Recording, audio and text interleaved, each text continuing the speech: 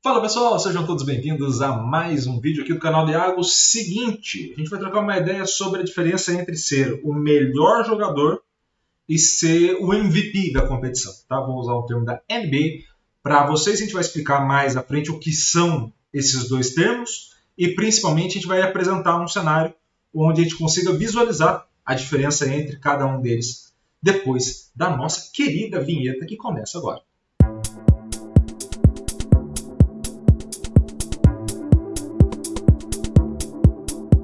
Seguinte, pessoal, a gente vai trocar uma ideia sobre isso e para trocar essa ideia, a gente vai apresentar para vocês um cenário atual da League One.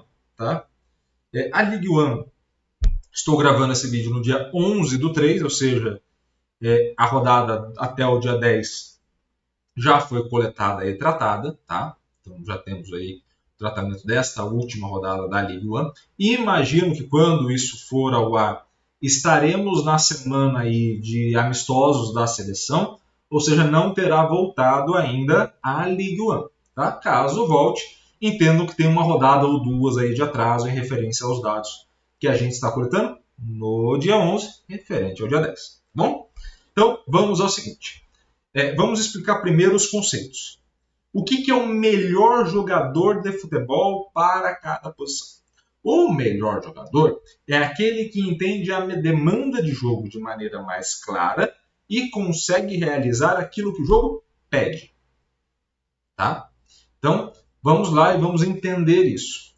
Se eu sou um goleiro, por exemplo, não é o caso que a gente vai mostrar aqui, mas se eu sou um goleiro, o que o jogo me pede é que eu tenha uma interferência clara acerca da defesa.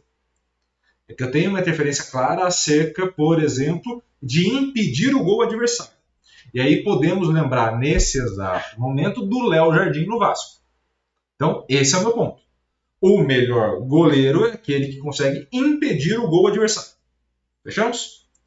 Se eu tenho um goleiro, por exemplo, como era o caso do Rogério Ceni, né, pegando aí goleiros um pouco mais antigos, mas que tinham outras atribuições. Por exemplo, faziam um gol de falta.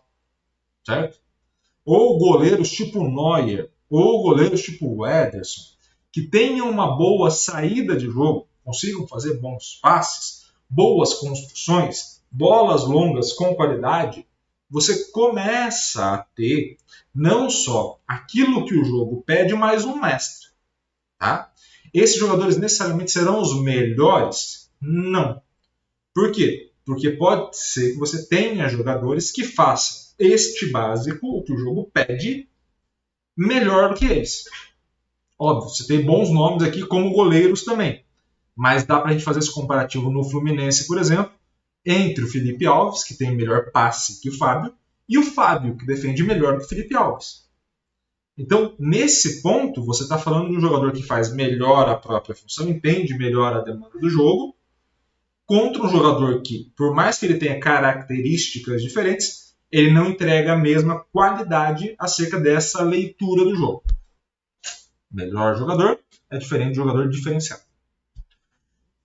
Fechamos a primeira parte do melhor jogador, tá? E aí vamos para o segundo cenário, que é o MVP, Most Valuable Player, se não me falha a memória. O MVP ele está relacionado não só ao cenário de melhor jogador, mas ele vai estar associado, mas não necessariamente relacionado, não vai estar juntinho os dois conceitos, por um belo motivo, que você vai ter essa associação com um jogador mais decisivo. Então, o que vai dar maior valor para esse jogador? Não é só aquele que faz melhor a função, mas é aquele que, nos momentos onde eu vejo maior valor, ele me reverte um placar, por exemplo. Então, a gente pode entender isso dentro do que a gente está falando agora sobre atuações.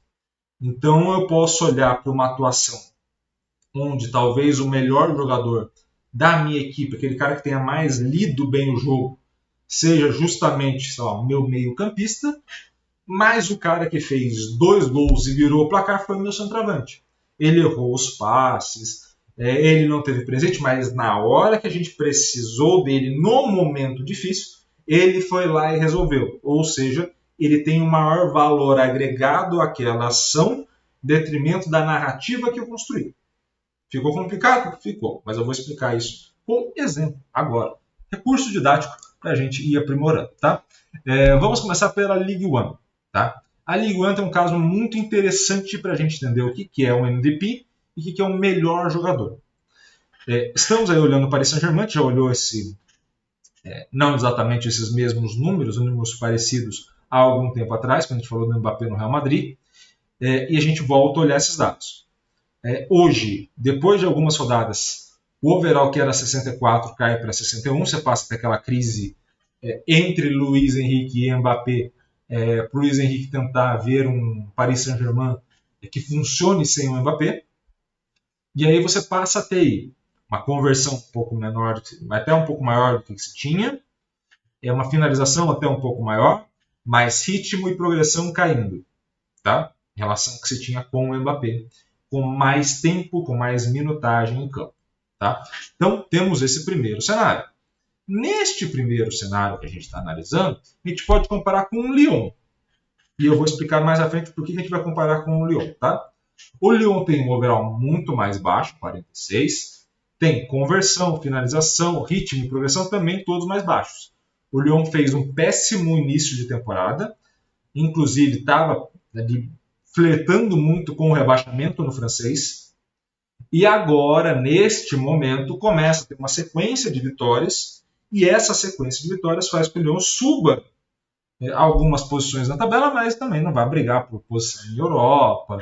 Não vai ser algo mais tranquilo em termos de rebaixamento. Não vai passar esse final de temporada europeia brigando para não cair, mas também não vai passar brigando por muita coisa também. Tá? Então temos esses dois cenários. Quando a gente vai para esses dois cenários, e eu falo para você qual é o melhor jogador da França, provavelmente, né, jogador da Ligue 1, provavelmente vem à cabeça sua este cara, que é o Kylian Mbappé. Você tem uma alta taxa de conversão, e aí eu só mudei em relação ao que se tinha para ter essa referência, né? Eu mudei a posição dele, tá? Coloquei ele como centroavante para ter o comparativo com a próxima figura que a gente vai mostrar aí para você, que na thumbnail já deve estar presente. Ou na thumbnail, ou no título do vídeo, provavelmente. Esse cenário dele como centroavante, como FW, que a gente vai estar no site em inglês, né, o forward na frente, você vai ter ali overall 85, você vai ter uma taxa de conversão 73, finalização 66, e para um camisa 9 ou um falso 9, ele teria o melhor ritmo de jogo, maior nível de participação. Então, 100 para ritmo, 100 para progressão. Beleza? Se eu comparar com a minha próxima figura que está aqui, que é o Lacazette tem overall 100.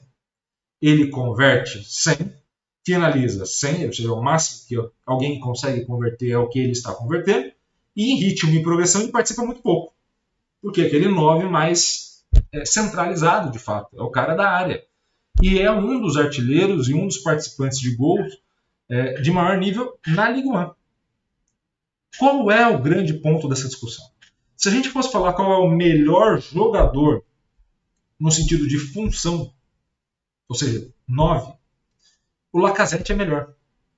O Lacazette é melhor do que o Mbappé pelos números.